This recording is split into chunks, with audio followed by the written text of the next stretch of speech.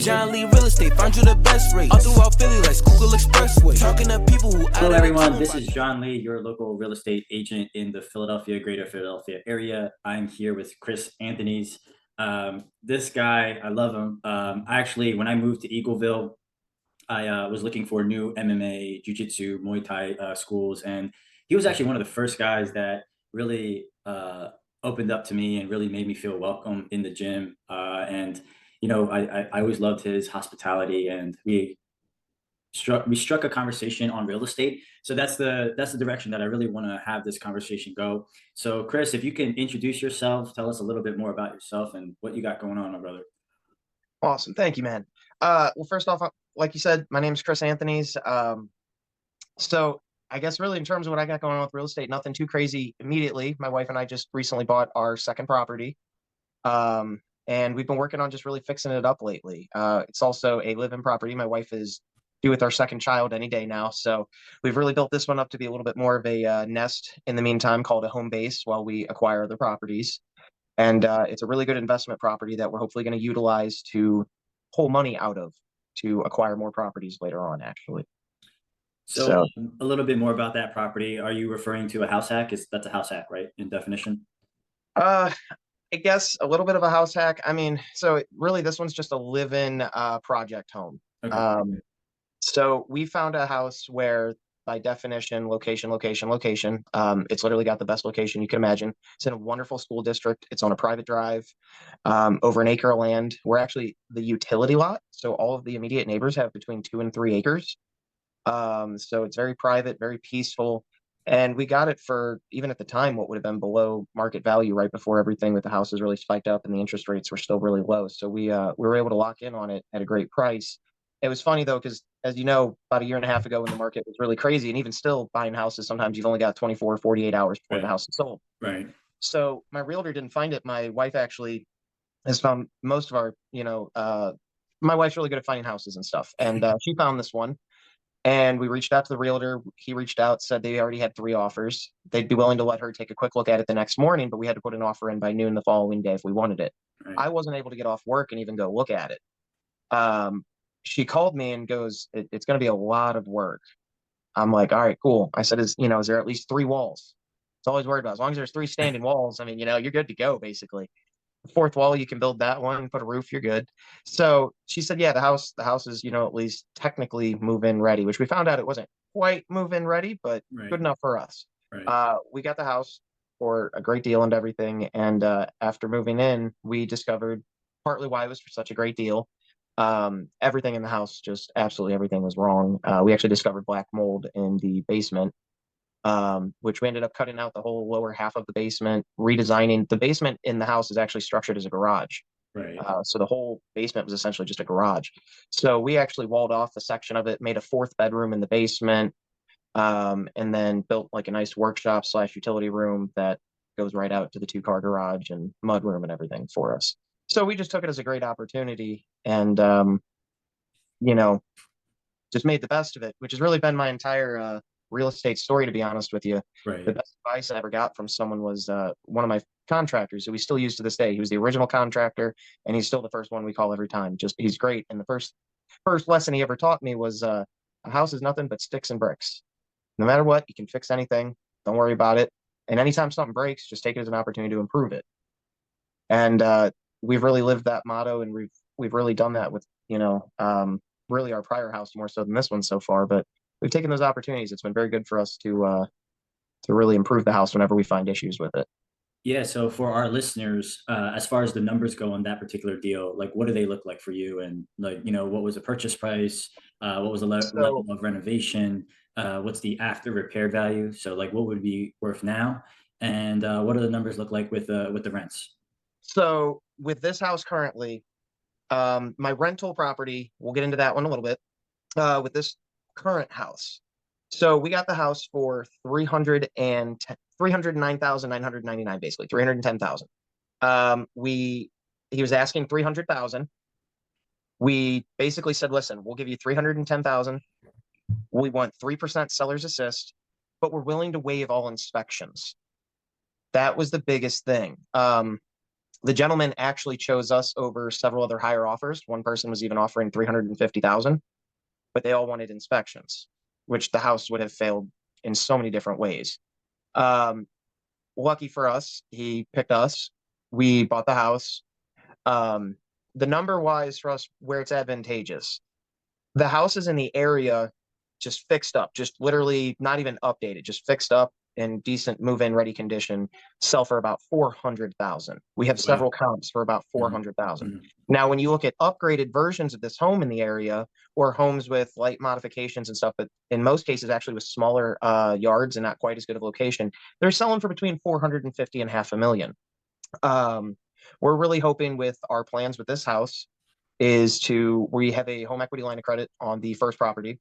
As soon as that's finished up, we're going to, over time, we've been slowly fixing this one up. We're going to probably refinance, get a home equity line of credit, and we're going to put probably a good portion of money in it. My wife and I are kind of playing around with two strategies. It's really going to depend on where the market is in a few years. The first strategy is we've discussed actually putting a pretty hefty loan into the home, putting a major addition on it. So all of my neighbors, their houses are actually, not exaggerating, 2 to 3 times the size of mine. So we really can't overbuild per se, and we have all the land in the world to build on. So we've actually discussed putting a second story on it, adding a 3-car garage, just building a dream home per se. And we could actually live here for a while, enjoy the area, get the kids through school, and then, take the cash out from the first house or this one and go buy others. Mhm. In this instance, though, we've also discussed where if the market goes where it's a little more of a buyer's market, we've also just discussed just like there's no driveway even on the house, just doing light things like a driveway, redoing bathrooms. We are adding in a second full bath, and I think I mentioned earlier we added a fourth bedroom in the basement. And I do most of the work myself. So at that point, we would just shoot to hopefully sell the house for close to half a million, make a very good profit, and then move into something much nicer for the family. And again, look at using the additional profit to buy more properties. Right, right, Um, the first house really is my more established house. I can talk numbers and things like that on a much better level. right. This house, unfortunately, I shouldn't say unfortunately, fortunately, it has just so much potential and it's just filling such a great role for us right now. Um, we're not really under a gun to necessarily decide what's going to happen to this house just yet. We're just going to kind of wait to play, things out to see how the market goes. Mhm. Um, our first property was really the one that's the numbers are pretty crazy, and I was kind of telling you about that the other day. That Yeah, one's yeah. We'll definitely get there, brother. I'm warming everybody up there. We're gonna get I right know into the that one's stories. Yeah, That one's got me pretty hyped, but this yeah. one, the house needs just lots of work. So one thing that's really neat about the house is it's sitting. I mentioned the location. Right, We sit on a huge little lot of land. You really can't see any other houses from the back deck or anything for the most part. It's got a massive back deck. So one of the things we're actually doing is we're going to. I think a lot of people really forget how much value like entertainment outside can add to a house and things like that. We're gonna add a massive back deck to the house, even larger than what it already has, with a nice hot tub, full entertainment. I like smoking meats and grilling meats, so to have a nice grill section, everything. We're gonna do a pull down outdoor theater on the side of the house and everything. And we're gonna do that either way. That's just something one of the additions we're doing to the home. right. But we're just building a nice little house here, something that's gonna build up a lot of value over time. And I mean, really just be either a great resale, a great flip, or just I don't think renting would be. I don't think we would be doing this property justice by renting it, to be completely honest to you. Right, right. I've My mentor yells at me a little bit about this. Every once in a while, I put a little bit of heart into what I do, and this is a property that I truly believe is a much better flip or just family home in general. Um, I think, at least in my experience, and this is something that I tend to be a little bit different than a lot of people I've noticed in the real estate market.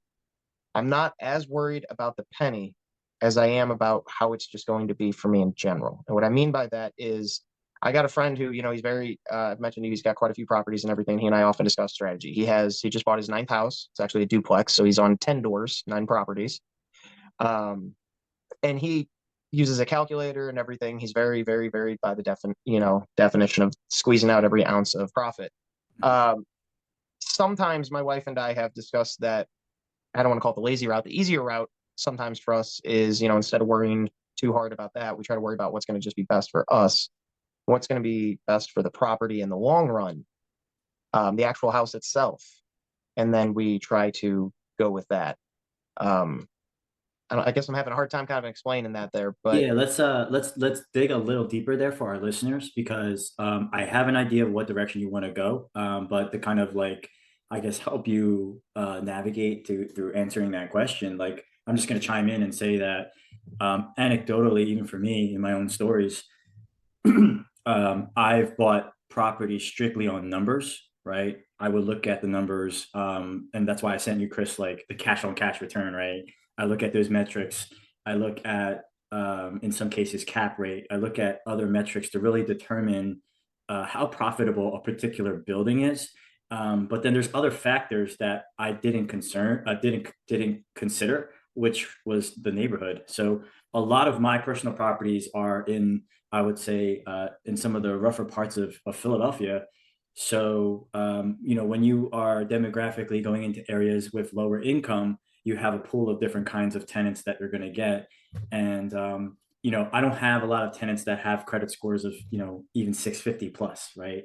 And, some of them don't have even stable jobs. So finding the ideal tenant, although the numbers make sense, it also creates a certain level amount of work that people don't really understand, especially when you start investing in areas where you might be in with better school districts. So yes, I think numbers make sense, and numbers typically do make sense in the neighborhoods where it's a little bit more rough. But it also comes with a level of work, a skill set, and honestly, a certain type of person for them to manage. So I'm not sure if that's kind of what you were getting that's to, or exactly what I'm getting at. yeah, Actually, that's yeah, a much better wording. What I was trying to say yeah. is exactly for the area and for what the rent would be in a property like this, Mhm. for what I believe to be how hard it would be to actually get a tenant worth my time financially for what the house is worth from a rental standpoint. Right. We're much better off just flipping it, making the most from the profit and moving on. I Exactly. think that's really what I was trying to get at with this house. I think I that would think be a I lot mentioned this to more. you before, but I can give you two extreme examples, right? We have cities like Hawaii, right? And we have cities like New York City where, although rents might be high there, it's not even close to match what investors are paying in their mortgages, right? So Exactly. in some cases, they're not even cash flowing, right? Actually, in most cases, they're not cash flowing. They're actually losing money. But the play over there in those cities is equity, right? They know that they're willing to lose a couple $1,000s a month, right, to make hundreds of $1,000s the next year or the following year where they decide to Yeah. flip it, right? Yep. Um, the Absolutely. the inverse of that, right, would be like a city like Detroit, right?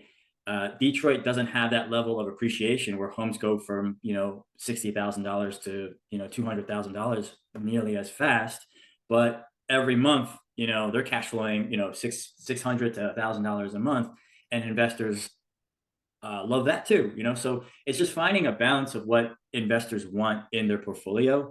And these numbers do make sense. Like we all have to look at the numbers in order for us to not go bankrupt. But there are also other intrinsic values that we need to consider, and other exterior factors that also have to be considered. So definitely, your take on it is valid. It's 100% valid. Well, and that's something, again, like I mentioned to you before, some of the houses, how much their values have gone up in this area. It's crazy. I'm from St. Louis, Missouri, and I went back home recently just visiting the family, and house prices have definitely gone up, but not to the degree they have out here, not to the degree where, especially some of these suburb areas, we saw Phoenixville, which is a local suburb for any of the listeners. Right. There was houses there that were selling for like 100,000, 150,000 about 6, 7 years ago. And now those same houses, some of them are close to 500,000. It's crazy what that area did. Pottstown is an area around here where I firmly believe that's going to be something similar, where you're going to see a lot of these houses really blow up in value in the next 10 years. Yeah, and I think those are certainly factors that I have overlooked, especially as an investor. And one of the things that I felt like I could relate with you on so many levels is just like kind of like where you came from and a little bit more about yourself, which I want you to share, obviously. So for our audience, tell us a little bit more about how you grew up from being in St. Louis, moving over here, like what your whole transition is. And in addition to that, I do want to let our audience know that Chris is not someone that is a natural like real estate. Like he doesn't do this full time. Obviously you have your own full time job, Yeah. so anyone can obviously be doing real estate as far as investing. So that's the one thing that I do want to encourage other listeners. So I also want you to kind of share that as far as your perspective. So just from your kind of your upbringing all the way to your story and how you got into real estate. All right. Well, I got to tell you, it's it's kind of funny. Growing up, my mom and dad were very very strict. Very classic kind of a American family in that sense. We had, dad worked for a car dealership. Grandpa before him worked for Chevy. Dad worked for Dodge. Big American car kind of family. That's all the whole family had ever driven and stuff. Very hard working people in all my family. Grandparents on both sides came from very little, very successful people. Very inspirational to me. I really look to my grandparents. Even to this day, my grandpa in particular is someone that inspires me. And I guess what I'm getting at with that is, so when we were growing up, things were really good, obviously, for a while in the 90s and stuff. But unfortunately, the Chrysler plant in St. Louis had shut down. And dad got laid off. A lot of people lost jobs in the neighborhood, things like that. So market crash of '08 happens, all this stuff, and that only makes it worse. And I watched a lot of people, unfortunately, in my neighborhood actually lose their houses, things like that. Meanwhile, some of my neighbors were buying more houses and boats and cars and retired early, and I was very confused. We were friends with them, and from an early age, I guess I was about 12 years old. First time I really kind of talked to someone about this. It was my neighbor Jamie, and she had 12 properties, and she kind of explained to me a little bit how it worked and how it kind of, when the market actually got bad, they were able to buy more houses. And when the market's good and everything, they live off it. They do their things, and they still had full-time jobs. I didn't understand that. I was actually really confused. But it was really funny. I remember the first question I had was, how can you own more than one house? I didn't. I had no clue. I was so confused by that thought. I was like, what do you like a vacation home? Like, what do you mean? So the thought had never even crossed my mind, and so that was something that I remembered as a kid. And I got a little bit older, and I was in high school. I actually went to a alternative school as well. I had a 2-year automotive degree by the time I graduated high school, and I was already working. I guess really when I was 12, I was already working for the Post Dispatch. I did that until I turned 16. And the St. Louis Post Dispatch is a newspaper company for the listeners. That's how I was able to do it at 12 years old. So I was able to do the newspapers and everything. And then at 15, I was able to get a job at McDonald's, and then worked at some restaurants until I got hired. And I actually worked for Dodge as well in the parts department for years until I was able to get a job with the car dealership at 18. And then I worked for Ford for about a year. They laid me off, unfortunately. And I kind of worked at this little exotic car lot for a little bit. And that actually kind of played a small role because I would go to the airport and pick up essentially rich people to pick up their fancy cars. And I would talk to a lot of these guys. And again, real estate started to get brought up again. And a lot of these guys really weren't even like, again, these were like, one of the guys actually was a car mechanic. I remember specifically talking to him. He was actually buying a Ferrari from us, and he was still a mechanic. Like, how crazy is that, right? So anyway, I did that job for a while, got picked up by Honda, and my girlfriend at the time traveled the country a lot. And we would go down to New Orleans and stuff. And her and I got into driving around looking at houses and kind of just discussing them. And, eventually she moved out to Pennsylvania, and college wasn't really working out for me. A lot of stuff just wasn't having a bad life. I was a full-time mechanic, and there was no reason to be in school. And I was going to school to be an engineer, but just wasn't my thing. So I dropped out, and I moved up here. Basically, I came up here for 1 week to just visit her. I found a job at an Acura dealer. They hired me basically that day, and I moved up like 3 months later. When we got up here, we wanted to start a business. Didn't necessarily have to be real estate, but we wanted to start a business. And I made a good friend at the Acura dealer, and he and I had come up with the plan. We were going to buy a food truck. That's like, we were 100% dedicated on doing a food truck. Like, I can't make this up. We still talk about the food truck to this day. I didn't know you were a cook, my brother. Yeah, I love cooking. Yeah. I really do. I love cooking, and it was something we'd always discussed, and we were both car mechanics, so it would be easy for us to pick up an old truck, fix it up, maintain it, and keep it on the road, and kind of go from there. So we were discussing a food truck. They were really hot at the time, and that was kind of the plan. Well, I kind of did a career change because I wanted to get better with like computers and people and business. I didn't actually want to keep wrenching on cars, so I wanted to become a service manager. So I was actually training to be a service advisor. And at the time, I was still saving for a house. So I was working 3 different jobs. I worked at Domino's as a pizza delivery guy on weekends and evenings. And then I worked for Giant in the deli a couple days a week and a couple nights a week. And then I worked at the Acura dealer 6 days a week, 5 days as a mechanic. Damn. Mondays, I I was a service advisor, just trying to learn business. How many hours a week were you working? My record week was 92 hours. My average was about 80 at the time. That's ungodly, bro. That's ungodly. Yeah, it was. They were very, very, very, very long days. Yeah. It was very taxing on the body because it was actual 7 days a week. Mhm. It would be one of those like every 15th or 16th day, or I'd get a day off. It wasn't like a matter of what day are you off this week. It was, I remember at the time, my girlfriend at the time, but hey, what day this month are you off? Or do you have a morning or an evening off this month? Like it was crazy for a while. But she'd actually just had some major back surgery, so she couldn't work. Um, we didn't have a lot of money. Ramen, goldfish, peanut butter sandwiches. We lived off that for a while, actually. We did that for a long while. And I drove a 1991 Honda Civic sedan, which I actually loved that car. That was somewhat by choice, not totally by force. And we were lucky enough to stay in a house that her stepdad owned. And it was really funny because I'll never forget him saying, "Hey, you guys can live in the house. You just have to cover all the utilities while you're in there." Sounds like a great deal, right? Turns out to be almost a 4,000 square foot house, and the utilities every month with the oil heat and everything. We were paying out over $1,000 a month anyway. Oh God. Yeah, it was crazy. And we only lived in like a quarter of the home because it was so big. Yeah. So we had to get out of there quick. We found an apartment. And meanwhile, we're still just working like crazy, saving. She starts feeling better. She starts working.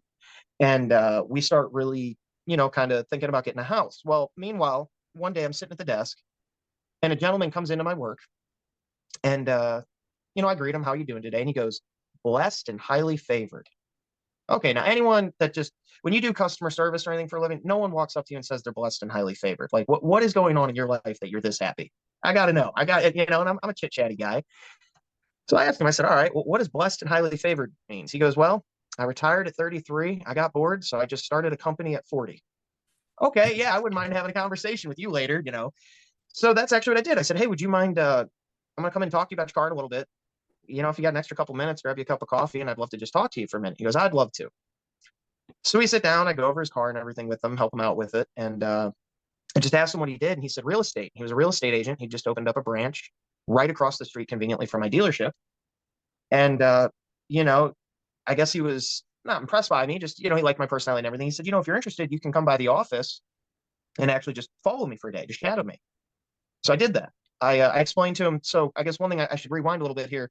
While I was working those 3 jobs, I had a fourth one in my head. Any free moment, driving in between jobs, when I was delivering pizzas in the car, I was listening to Bigger Pockets. One thing I want to put out there for like everyone listening, like just to be clear, I am nothing special, but I am total proof you can self-educate yourself and do anything. You really can. They say, my bad, I mean to cut you off, but they do say that your car is your university. It's yes, your school. Like you have so much downtime. So for me, I don't listen to music. I actually listen to podcasts as well. absolutely. My grandpa used to say the worst thing they ever did was put a radio in a car. And I asked him, I said, "Well, why would you say that?" And he goes, "They stole your peace and quiet to think." So, oh, okay. Hey, that's an interesting thought. You're exactly right. Your time in the car, it's not wasted listening to music. We all want to bump out and vibe occasionally. I got a fun car, in fact, that I often listen to some music and have a good time in. But for the most part, my daily grind to work, I love listening to podcasts or anything that I'm currently working on. I like to educate myself in that time. Um, that's something I'm a firm believer in, just not to totally get on a rant off the subject here, but really take advantage of any kind of education your works offer you. Take any kind of advantage of anything you're interested in. Get educated. Becoming an expert in something doesn't mean having a piece of paper. It just simply means becoming an expert in it. But anyway, to kind of retouch on that, I was just studying real estate. And then, when I went and shadowed this guy for a day, I understood a lot of what he was saying. He was impressed with what I was saying stuff. And he said, "I'm going to help you out. I'm gonna help you find a property." And I'll be honest, I didn't have a lot of money to play with, even though working the 3 jobs and stuff, I was still paying for most of the bills and everything for us. And the savings just wasn't quite there yet, or at least I didn't think it was. We started, talking with him a little bit, and we started at this point. He kind of got me really inspired. He said, "Listen, you can find houses out there. The deals are out there." So we start looking for houses for under $100,000. And we found the craziest houses. We found a house for $50,000 in the middle of the woods, way out past Gilbertsville. I don't even know what little township it was. When I say it was in the middle of nowhere, like you went up a gravel road to go up a gravel road to go to a dirt road to somehow a paved road, and then the house was off that. I mean, it was pretty crazy, right? Yeah. So we get out to this house, and it's what we thought was a little 2-story, but we're looking at it and we're like, that's a tall 2-story. So anyway, we go through the house, had some issues, septic issues and things like that. And our biggest concern was not getting the money for the septic, but how are we going to get equipment out here to fix the septic? The way the property lines and everything were designed, it was actually they installed the septic before they installed the home. Oh, Yeah. oh, And the problem was there was no actual, like they were going to either have to cut down a lot of trees or there really wasn't an access to all that back there. It was really terrible because the house was kind of on a cliff. It was a really weird setup. Well, anyway, we're going through the house, and on the second story, you opened up a closet in the bedroom. And inside the closet, there was a really weird looking wall, and you could easily tell you just slid it right over. And then there's a spiral staircase. Took you up to a hidden third story loft. I guess they'd like done the attic and everything in and like added skylights and like had a legitimate loft, like a third story. But it was pretty cool because when you got up there, you could overlook all of the countryside. And I mean, you could see for a very, I don't know, very far. It was beautiful, beautiful. And the problem was, though, we were jaded. It was the first property we'd looked at. The numbers made sense. Fixed up, the house would have sold for way more. And we were all about the property. We wanted to buy it, wanted to buy it. And for listeners, this is a huge thing here. A great blessing happened in my life. My realtor actually looked me in the eyes and said, "All right, I'm not allowing you guys to buy this." And I'm like, "What do you mean? We can deal with this and that." He explained to me how we wouldn't be able to fix the septic. He explained to me the realities of what was going to cost us, the reality of, what the property actually was going to turn out to be. mm-hmm. And I was like, "Well, then why'd you even take us out here?" And he goes, "I wanted you guys to have this experience." So it was really good because instead of having just a real estate agent who's just trying to get us to buy a house, he actually truly took us and mentored us. Well, that was really inspiring. So I go to my friend at work who I wanted to start the food truck with, and I started telling him about it, about all this real estate stuff and bigger pockets. Well, meanwhile, he gets into the same thing on the side. And he starts investing. I'm still working with my guy and we're kind of just talking, helping each other out, keeping each other inspired. One of the great things about this, as we've discussed, is the networking. And he mentions a couple properties for sale in the Pottstown area. And I had just moved up from St. Louis, obviously. And all I'd ever heard about Pottstown was, "Oh, no, no, no, no, you can't go to Pottstown. You can't go to Pottstown. It's rough. It's bad. It's this, it's that." I'm like, so we're really trying to avoid Pottstown. Well, my real estate agent ultimately brings me to a couple more properties and they weren't working out. We go to DIG meetings. That stands for Diverse Investors Group meetings. Mm-hmm. And I did a couple walkthroughs. This is really neat. If you have any of these in your areas, guys, use these. Diverse Investor Group meetings are free meetings where you can actually show up and just listen to investors in the area. And they talk about their investments, their properties, and occasionally they'll actually do them at a property. They'll do a full walkthrough and they'll just teach you things to look for, to look out for. And, great advice. Quick little tidbit. If a Starbucks is going to be built in the area, that can sometimes increase a house's price by 15% if the people are actually able to walk to it. 15% is a massive price jump. Yeah, and I definitely want to chime in there because a lot of those companies like Starbucks or like a Trader Joe's or Whole Foods, they have information that we would have to pay like tens of thousands of dollars for in order for us to figure out the demographics of a certain neighborhood of why they're building. So when your building is next to one of those landmarks, definitely consider to look at that as far as research. And again, those are not in numbers. That's the thing. Like everybody wants to, including myself, want to look into the deep numbers of a deal of like what I sent you, Chris, with cash on cash return and cap rate and all those other things. But the location itself is something that is it's definitely uncanny for sure. But yeah, continue. So, well, and to touch on that, actually, even just a hair further, I guess this is something my mom growing up, always taught me the location thing. Of course, we'd watch HGTV shows when I was home with her, and that was always fun, And then, anyway, speed up with that though. So the Pottstown area was something people were talking about eventually building up, like they were doing with Phoenixville, and it was a revitalization area. It was something they were really trying to bring up. And there are parts of Pottstown where people aren't aware of this. There's some pretty incredibly wealthy patches. The Hill School, for instance, Donald Trump's kid actually went to school there. $60,000 a year or a semester or something for the boarding. It's crazy expensive.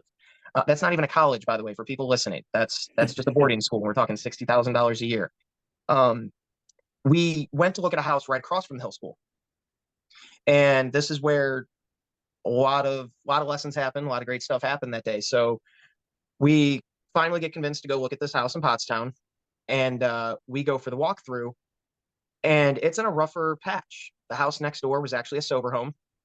Next door to that was a tire shop. And 2 houses down was like a 7-unit apartment. And then the next house over was Section 8.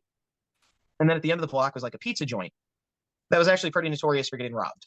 Um, so I was already really turned off, but there were some neat features. The house is one of 3 in all of Pottstown on High Street with a driveway, which that's really neat. That adds a lot significant value, believe it or not, to a inner city home to have off-street parking in the front and the back. So I was at least interested by its location. It's also on the better end of the city.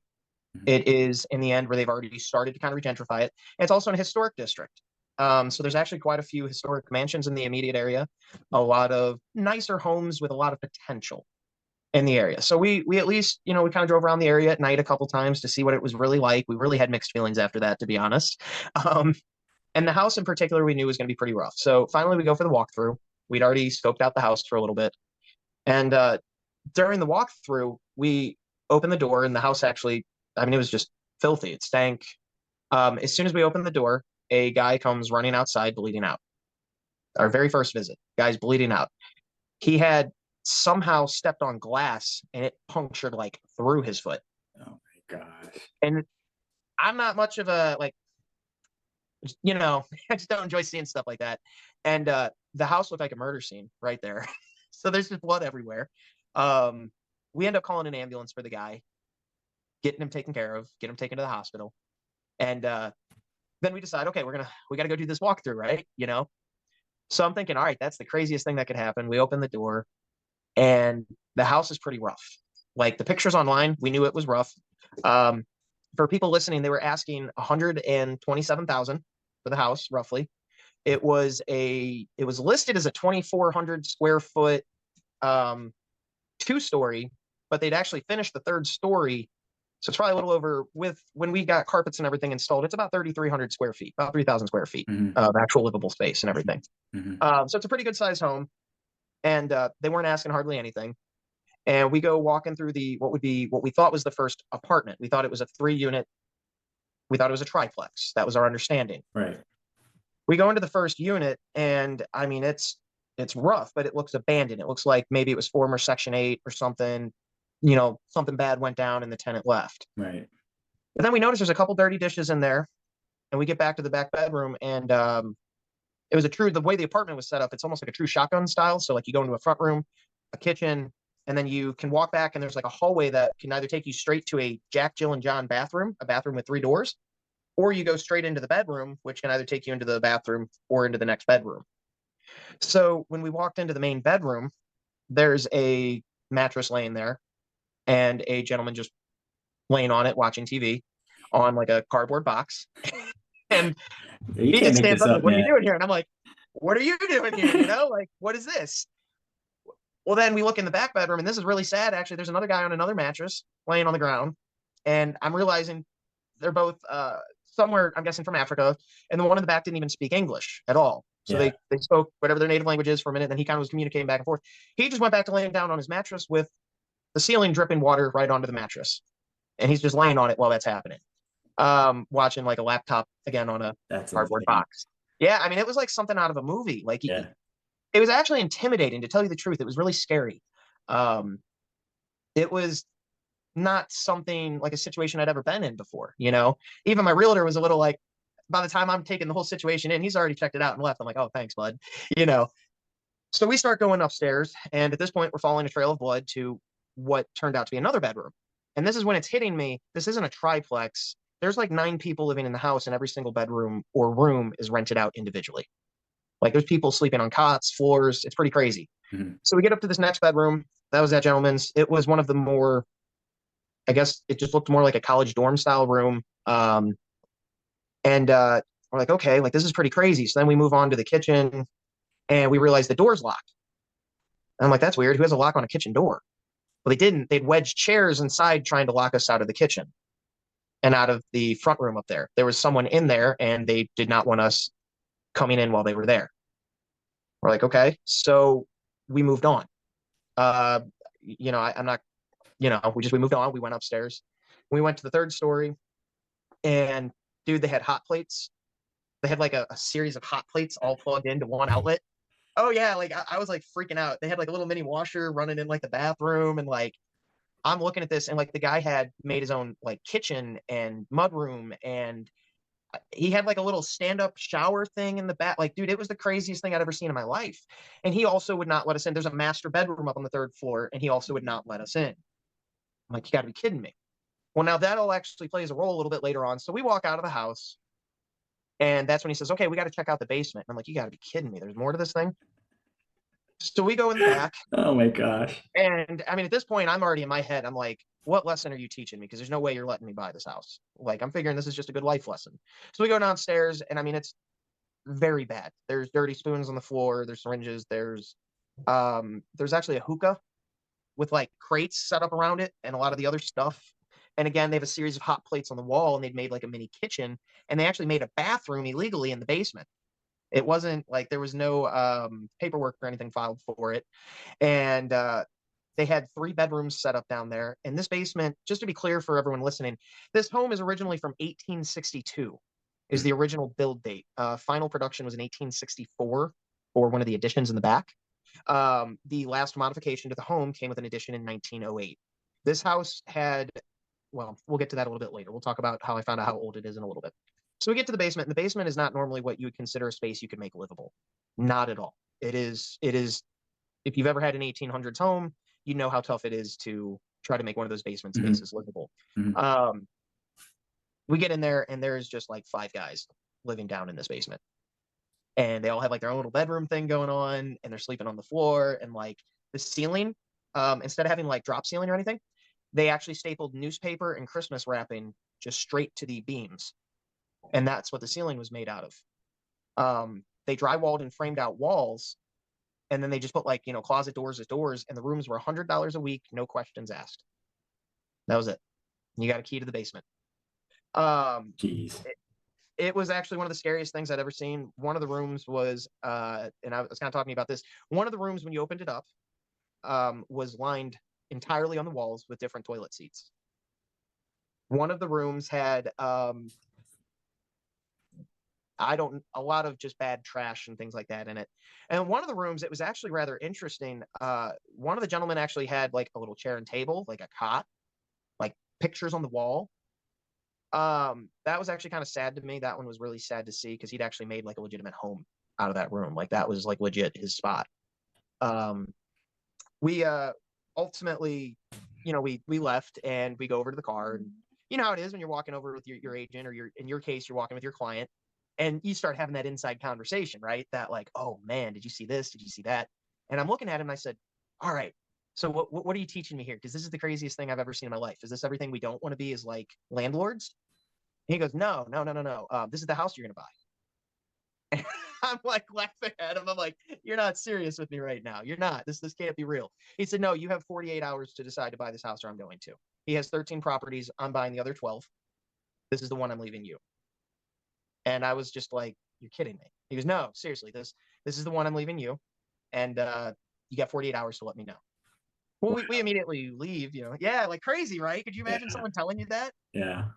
He didn't even want to hear me. He didn't want to hear me out, which I thought was crazy, because before we'd had this great relationship, really talking everything through. And at this point, we'd looked at quite a few houses. We'd been looking for almost a year, and we just couldn't quite find the right thing. And this is the last property I thought that was the right thing. Right. So ultimately, my wife and I go home, and we do use the calculator, and we're thinking it's going to be a triplex, and we're kind of doing the numbers, and we're like, oh my gosh, a triplex for 130,000.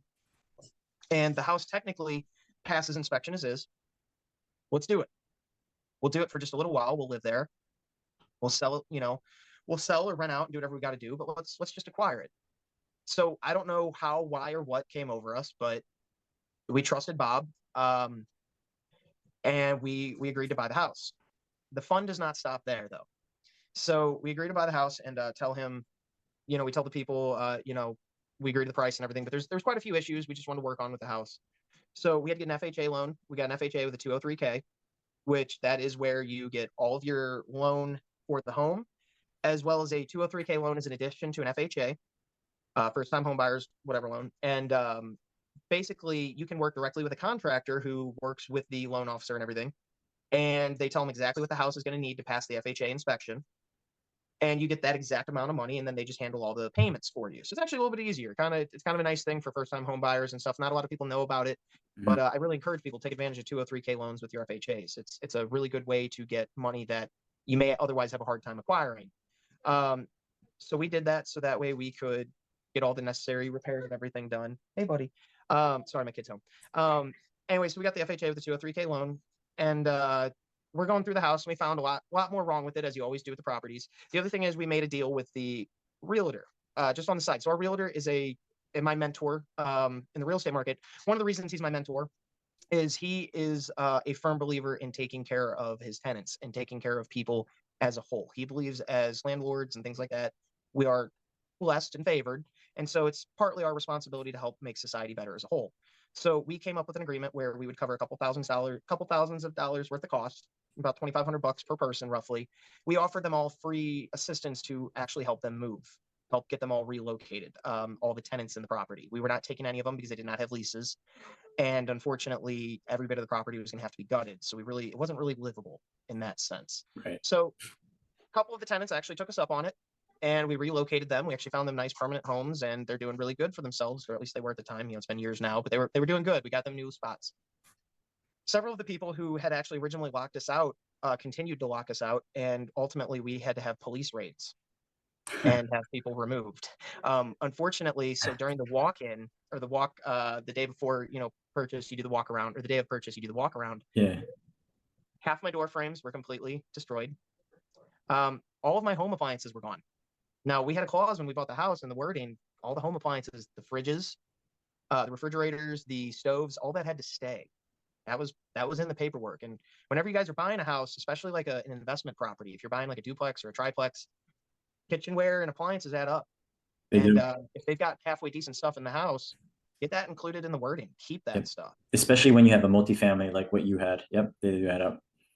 And so when we go to the walkthrough and we see all these doors and everything destroyed, and we see that, we're missing appliances, I'm like, no, this isn't right. So we actually went to the table, and I guess I should backtrack a little bit more. When we found issues with the house, we'd already negotiated him down from 127,000 to 87,000. One of the issues we found with the house that the 203K loan did not cover, and we just didn't really report, but had to be handled. The front of the house was falling off. The bump outs were actually coming out on the second and third story, and they were literally falling off the front of the house. So we had to get an engineer out, and I had to actually take out a personal loan because I didn't have the money. And we had to install supports in the front porch, which is part of the basement, right, the first story, and I had steel I-beams to the second story. And at this point, we're living in the house when we did that, so I'll get there in a second. But we were able to negotiate him down to like $87,000 for this duplex. And then when we got to the table, before we would agree to anything, we actually made him pay us an additional $1,500, like a personal check, for the missing appliances. So that's another thing, when you go to a table, if you guys ever get someone who, I never thought we'd have this, but the guy was actually a bully at the table. He'd agreed to seller's assist, for instance, and then he was like kind of mad when he got there about that. And it's like, well, you agreed to that. Then he was seller's assist, by the way, for anyone who doesn't know, that's a great thing if you don't have a lot of money to put down on a house. Depending on how much money you're spending is how much of an assist you can get. The maximum for, like, for instance, $100,000 home is 3%. And what that money is basically you would negotiate with this home seller. If you're selling the house for $100,000, you'd say, hey, I'd like to buy your house for $103,000, but I want 3% seller's assist. So when you're at the table, they put $3,000 down towards your down payment on the home. So we utilized that to where we only had to, out of pocket on our first house, we didn't even put $9,000 out. Between the $1,500 check, the 3% seller's assist, and everything, I think it was roughly about $8,700 out of pocket to buy the first house. And how much was your 203K? Like, how much was your renovation? It put the total loan at about $127,000. That's pretty good. Those numbers are good. Yeah, and we'd also realized the house was not actually set up to be a triplex at this point. It was really better off being a duplex. So we set up everything with our contractor in the 203K loan. We took advantage and said, hey, while you're doing these renovations, why don't we also go ahead and just kind of structure this house as a 2-unit instead of a 3? Because the problem was you had to walk through the second unit to get to the third unit. And that really doesn't make sense under normal renting circumstances. Right. Most people aren't going to want that. Yeah. So after we bought the house, we thought, wow, we're living in it. We have no front of the house. They're redoing that. They're working on everything. And it hit us like the money that we invested in it and everything was just to basically buy the house. So we move in, we're living in a bedroom, a bathroom, and a back bedroom in the small apartment. And this is very important. We did not move in. So the way the house is set up, the first story is a 1,000 square foot, 2 bedroom, full bath, full eat-in kitchen with a front room. But it's also just that. It's a very small apartment. The second story is much nicer. The second and third story actually, depending on how you set it up, can have either 2 front rooms or it can have 2 or 3 bedrooms. It really depends how you set it up. There's 3 different walk-in closets upstairs. There is a 1.5 bath. The third story has a bath, and the second story has a grand master bath. So it's got a soaking tub, it's got a stand-up shower and everything, and it's all completely tiled and beautiful. It's also got a second-story balcony with a full eat-in kitchen and everything like that. It's a closer to about a 1,900 square foot apartment, pretty good sized. We didn't want to move in there because we didn't want to get comfortable. That's one of the things in life. You can't get comfy. That's something you have to kind of stay hungry. So we stayed in the smaller apartment, and we actually didn't even have a finished kitchen because again he took all the appliances. And instead of us putting any of the money into our apartment, we actually reached out to family. We took out a personal loan with a family member. We actually had a hard time kind of getting a loan and getting money. One of the family members, we asked for a $25,000 loan. They took 3 days to consider it. And they came back with an $8,000 loan with a 3-year contract written as to how we'll pay them back with a 1% interest rate. Great, we'll take it. Thank you. Thank you so much. In those situations, you can't be sad. Oh no, we didn't get the 17,000 more. We need no, no, no, no. Be grateful. Just take whatever you can get. Be grateful, and then find the rest. And that's what we did. And ultimately, we actually found a surprising family member who was more than supportive and believed in it. And again, I said, listen, you're going to get, this is not, I'm not asking for a gift. I'm asking for a loan. You'll get interest and everything on it. And they agreed. And they actually gave us a $25,000 loan. So we had the 8,000 plus the 25,000. So we could That's actually so get awesome. started on our apartment as well as the upstairs. The reason that was so important, we actually even hired a second contractor just to start working upstairs while we had ours and ourselves doing the downstairs. And then to save further money on the 203K loan, I actually asked him to do additional work in the front, and I personally took care of a lot of the work in half of the first story apartment. And unfortunately, sorry, my dogs are just kind of rustling. It's okay. Unfortunately, or fortunately for us, that worked out really well because we were able to get our apartment, at least the kitchen, ready. At one point, we were sleeping there. We didn't even have windows for 2 nights. We actually had some boards up and everything, something like out of a movie. So we get the house going, and we're doing work for the upstairs. And it's funny, the first fear I had was, how are we going to get a tenant? And I kid you not, in the first 2 days we were there, we had 5 random strangers knock on the door and go, hey, is this ready for rent yet? Giving us their phone numbers, just saying to just call them when it's ready for rent. I'm like, this is unreal. I go to work, and people had actually made fun of me. A lot of my coworkers it's the automotive industry. They're blunt. All but calling me a straight idiot to my face and just telling me, like, that's the dumbest thing you could have done. You bought a crack house in the middle of Pottstown. What kind of moron would do that? In fact, one of the gentlemen was a friend of mine. And he came out the first day we bought it, and he actually laughed in my face. It actually hurt a little bit, to be honest with you guys. I was actually questioning myself a little bit because I felt very overwhelmed. The house was in pieces. There's no front of the house. My wife and I, are technically girlfriend at the time, even still, we were living in a back bedroom. Family members weren't overly supportive of this decision. A lot of people actually thought we were basically in over our heads and going to fail. The support really wasn't there, but a couple people did, and that's all that mattered. And we believed in ourselves. And it's really funny because the gentleman that laughed at that house, unfortunately ended up losing his job, losing his apartment. And we stayed friends, and we stayed in touch, and they couldn't afford their new apartment, but he did get a new job. And right at that time, we were in St. Louis, and we were waiting on our house to be finished up, and we get a call, and they said, hey, do you still have an apartment for rent? And I said, well, didn't you kind of laugh at the house? He's like, yeah, but I saw all the stuff you've been doing too, because we really fixed it up. We did it right. We gutted the entire home from the third story down. To touch on some of that, how crazy it was, they had a big shiffer robe they left in the house. Turns out there was a closet we didn't know about on the third story, and it was hiding what's called an Edison box. Now, most people have probably never heard of this. This house would have been one of the first in America to actually have electricity, believe it or not. Oh my gosh. An Edison box is a breaker with giant glass fuses, with a giant breaker like something you'd see in a movie. Like It's Frankenstein? Yes, it's in an asbestos-lined box Yeah. with knob and tube wiring running. Wow.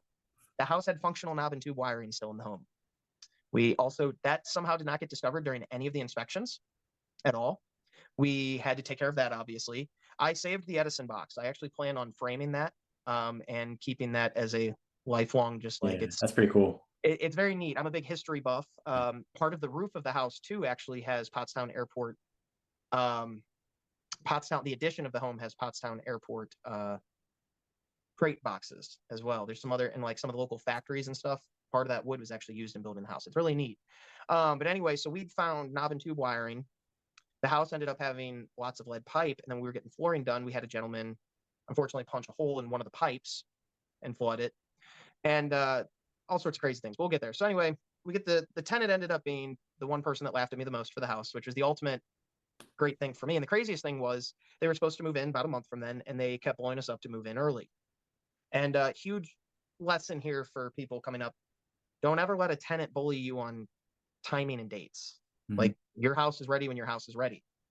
And they wanted to move in early, and because of that, they actually negotiated a small discount on the lease with us. We went a little bit lower than we'd wanted to at the time. The mortgage was probably about $1,100. We were renting out the upstairs for $800, only $800 a month. That's a pretty big apartment. But we agreed that would just be for the first year, and after that, it would go up, and then we would kind of play things how it goes from there. We're very naive. We didn't know just yet, but we were just at that point happy to be cash flowing, all but covering our mortgage, and we had no kids, double income. We were doing great. So we're living the dream. They start becoming the most wishy-washy tenants on the planet. They start wanting modifications to it. They start wanting us to redo bathrooms. They start wanting us to paint things. They can paint things like this. Okay, I'm all for it. I like keeping the house nice, and we really wanted to have a really upscale property. We wanted to have one of the nicer rentals in the area. We were really trying to fix up the area. So I said, okay, cool. We can do some modifications and stuff. And we start doing that. And then they got really confused when the rent went up only $100 the next month. And we explained to them, hey, market value for the area is way higher. We're already kind of doing you guys a favor. We put a lot of money into it. They begrudgingly agreed to it. But then we started having slight issues where, for instance, they wanted a mudroom installed. And the way the house is set up, it really isn't possible to do a washroom right now. We'd have to put a lot of money into it. It's really not worth the investment, to be completely honest with you. And there's quite a few, clothes washing areas in the area.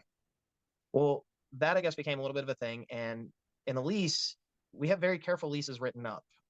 Like, it's a 4-page lease. It's not a small lease. Like, when you sign the contract, we also have rules. Right. Believe it or not, I know it sounds crazy. We actually have a set of rules and recommendations and things like that. That way tenants are informed. So we require several things, including renter's insurance. And we require the tenants, for instance, we have a rule in there: you're not allowed to have a portable wash machine. Well, they had a portable wash machine on the 3rd story.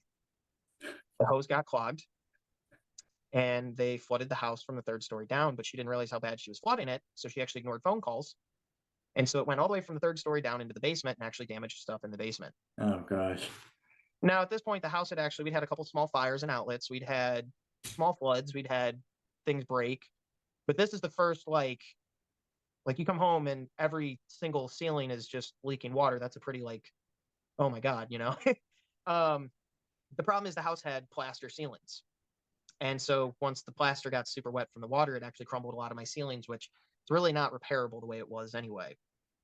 So basically, I looked at the tenant, you got to handle these things calmly and maturely. I said, listen, I just need you to cover the deductible. This is what insurance is for, and we're all good. And I'll never forget this. You're the landlord. That's what you get paid for. Slams the door in my face and went about her day. I was like, okay. So naturally, we started the eviction process at that point. Jesus, man, in your own house? That's crazy, bro. Yeah, it was kind of like, it's kind of awkward too, absolutely. Yeah, Absolutely. The relationship was already kind of souring prior to that. Yeah. They weren't always the greatest. They had a firm believer in, and this is weird, I'd never met someone like this, but they were very open about this. They said, you should never rent for more than what your mortgage is. You should only break even. And I'm like, well, then what do I get paid for my risk? I mean, that really just doesn't make sense. It was a really weird concept. So kind of moved on. The eviction process was actually very easy because conveniently they were actually looking for houses already, and they were already looking to get out early anyway. So we all just came to a mutual agreement. They paid their last 2 months with us. We didn't look for any additional money, just please get out. And we did let them know that we were going to pursue the $2,000. And ultimately, their renter's insurance just paid us the deductible, as well as paid for everything in the home to be fixed and handled. And we didn't have any issues. It's funny, you'd think that story would be some crazy, scary story. And it was stressful that day, but $20,000 out of the insurance's pocket. nothing out of mine except the $2,000 till I got reimbursed, and they managed to fix everything. And that actually was probably the best blessing that ever happened to me. From there, I was again looking for a new tenant, and it was the very first day we started looking for a new tenant. I was just simply going to get my hair cut, and my barber also happens to be a landlord that I helped start out. He was using my leases. I showed him bigger pockets. He was on his third property. He was doing great. And he says, you know what, brother, I'm selling my houses and my brother's living in one. And he lives just up the street from your property and he's looking to move in. And I'm like, well, I'm looking for a little more rent now. And he's like, well, his rent's right at about 1,400. Now, mind you, we were coming off 850, but we really were hoping for about closer to 1,700 was the dream. I said, hey, could your brother do 1,500? I know his brother. I've known his brother for a few years. He's a great guy, and he's just a single dad. He's a masseuse, hardworking guy, just, very clean, very good person. So I was like, okay, this is really convenient. Ends up saying yes and moves in the next week. We never even had any downtime or anything. I guess we took 1 month off, ultimately just to repaint, clean. Right. So I guess technically we lost a month, but what's funny is we were actually able to claim that on the insurance because of the accident from when she flooded it. So we actually were able to claim that and actually get a month reimbursed to us. Don't be afraid to take advantage of those insurance opportunities, guys. Something happens, your house gets damaged or whatever, any time lost, that is money owed. It's a business. So, that is money you need to file for. And we did. And so we got covered the 1 month and we used that month to just take advantage, clean up the property. Luckily, the prior tenants, other than the flooding and everything, really didn't damage it. And conveniently, we got a lot of the carpets and floors cleaned by the insurance already. So we're able to save a lot of money. We moved the new tenant in and that starts going very well for us. Well, my wife ends up pregnant and, we end up having our first kid and our apartment starts getting a little cramped. I'd gotten a new job at a Honda dealer instead of Acura. And so we were also looking for a house a little closer to where we were going. Right. And at this point, the market was getting pretty crazy. We were cash flowing very well from the first house. So we actually did a refinance on the property. So for the people listening, if you remember, we 127,000, including the 203K loan. It was tough because not every adjuster wanted to give us a good rate and a good price in Pottstown, but ultimately we refinanced the house for 200,000. We were able to take the cash out, and we not only did some good work to the house that it needed, we were able to take the rest of the money and go buy a second property. I also want to rewind one thing too. Our first winter in that first house, this is another great lesson for people. We had oil heat. Very first day of turning on the heat does not turn on. Both oilers are out. So we called the oil company we had a contract with. They'd never done a prior inspection, so the inspector came out for the first day. Oh, sorry, there's bubbles on the bottom of the tank. We can't fill it. So in an emergency, I start getting diesel fuel in all my gas tanks, and I start filling up my oil heaters with diesel fuel to run in the meantime. And we actually declared an emergency with Pico. We called out another customer of mine who works for a gas company, Oliver Heating and Cooling, and we actually had the house converted to gas heat. Several reasons we did that instead of just going with oil. For one, an oil contract follows the property. Gas follows the tenant. The second thing is you can run out of oil, which can damage a boiler. You can't run out of gas. Well, I guess you could, but that's a bigger problem if we run out of gas. Yeah. So the natural gas was a huge, huge advantage for us. The other advantage is because it was winter, we were able to declare a state of emergency, which means Pico will not only prioritize us in getting us converted for gas, but because it's a state of emergency and we didn't have time to plan, they actually covered the sidewalk repair. They laid the piping and we were able to get them to install it on the side of the house past the front porch. The reason that's so significant to this story, laying gas lines inside of a home is very, very, very expensive. It's huge markup for no reason. And it is just, if you can get it moved 12 feet back on your house, I promise you it'll be a noticeable save difference on your bill later. Yeah. So, I mean, Chris, just for time purposes, if we can kind of wrap things up in a sense where what have you obviously learned overall through this whole project? And what are some things that you might want to share for our listeners who either want to get into real estate, thought about doing real estate, or something on the lines of both? So in terms of what I've learned with the house, circle back, it's not every house is just sticks and bricks. Right. Really, really, guys, when you're looking for these houses, you have to look at the area. I've learned that you've got to really watch areas that are going to grow. One of the quickest ways to really acquire wealth, similar to like what they do in New York and stuff like what you're talking about earlier, is through equity. Equity is power. Equity is a way that you can refinance with cash out options. Equity is a way to liquidate and again, cash out.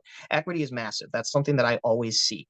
So Right. that's my number one goal in any property. So I look for properties that are up and coming. I look for areas that are going to be building, Paneras, Starbucks, things like that we discussed earlier. I also learned that just because you don't have the money that you think you don't have or whatever it is, I assure you, any challenge you take on, you can accomplish it. You can find the funds. You just can't give up. You may have to take out several loans. You may have to talk to several people. Right. But you will find a way to get it and fix it. And then, really take advantage of the BRRRR method, the buy, renovate, rent, refinance. That's a huge thing. That's something that we did with the duplexes. We were able to house hack. We were able to move on to getting that refinance from fixing up the house. And then we were able to use that cash to buy a second property. And again, we're now living in this property. We're fixing it up. And we're then going to take the cash out to then go buy a house that hopefully we don't have to fix up next time if we do that, or to just buy more rentals. Yeah. But the one thing I would just tell people too, if you've got YouTube, if you've got access to just some basic tools, don't be afraid to try to take some of those tasks on yourself, save money, and just really, the best time you can get into this is invest now. It's really, I don't have a whole lot of advice to give. It's all pretty straightforward stuff. It's just, but really try to watch the areas that you invest, really try to find the worst house on the block. That's something I always look for, is the worst house on the block. Whenever you're driving through a neighborhood and you see all these beautiful homes, but that one's got ivy crawling up it, they haven't mowed the lawn in a few weeks, everything's overgrown, they might have a car in the side yard. That's what you want. Yeah. That's where the equity is. Right. And equity is a great way for people who don't have a lot of immediate finances to build their finances very quickly. I agree. And, to wrap things up, Chris, where can our listeners follow you, or, if they wanted to reach out to you, where can they do that? What platforms? So I actually, I'm a pretty weird guy. I don't really do social media other than Instagram. I do have an Instagram. I'm Twitch Walker, or Twitch Stang. I'm sorry, Twitch Stang on that. That's just Twitch and Stang, like a Mustang. And you'll see me on there. I got my wife and kid. We're dressed up like Ash, Pikachu, and Misty for Halloween. It's the profile picture. If you're ever curious, please feel free to reach out to me with any questions or anything. I'm always happy to help people out and stuff. I don't consider myself the most knowledgeable person. I feel I'm very blessed though, because I have a team around me that I can get with, talk to, and they can really answer the questions. The one other thing, I guess, if I can just, before we wrap up, there would be one piece of advice. Get a mentor, guys. Get a mentor. Like, you can read all the books you want. You can go through all the podcasts you want. But if you find someone who's been there and done it and they care about you, I promise you it'll make so many things easier. Because like the property that got me to where I am today, I would have never had that without my mentor. I wouldn't have known. I wouldn't have had that vision yet. And I gained so much knowledge through all the hardships that property gave us. It not only gave us confidence, but it's something that I could hopefully help teach people going forward and things like that. So definitely get a mentor, someone who knows what they're looking at better than you. Because that's, it's a pretty incredible thing when one unit covers the mortgage and the other unit covers your next mortgage. Yeah.